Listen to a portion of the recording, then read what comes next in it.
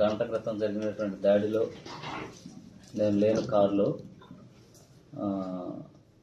బరింకులపాడు నుంచి జీలిగిమిల్లి వెళ్ళేటువంటి నా వాహనం మీద తెలియని దుండగులు దాడి చేయడం జరిగింది.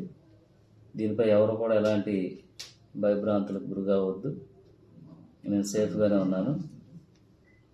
అలాగే ఈ దాడి చేసినటువంటి వారిపై తప్పకుండా ఎంక్వైరీ చేసి చర్యలు తీసుకోవడం జరుగుతుంది. కనుక నియోజకవర్గంలో ఉన్నటువంటి కార్యకర్తలు, నాయకులు ఎవరు కూడా భయభ్రాంతులకు గురి కావద్దు.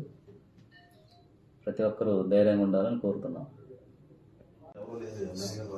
గంట క్రితం జరిగినటువంటి దాడిలో నేను లేని కారులో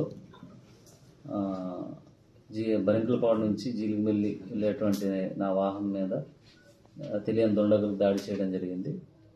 దీనిపై ఎవరు కూడా ఎలాంటి భయభ్రాంతులకు గురి కావద్దు. నేను సేఫ్గానే ఉన్నాను. అలాగే ఈ దాడి చేసినటువంటి వారిపై తప్పకుండా ఎంక్వైరీ చేసి చర్యలు తీసుకోవడం జరుగుతుంది.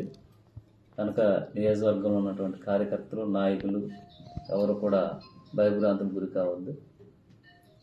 ప్రతి ఒక్కరూ ధైర్యంగా ఉండాలని కోరుతున్నాం.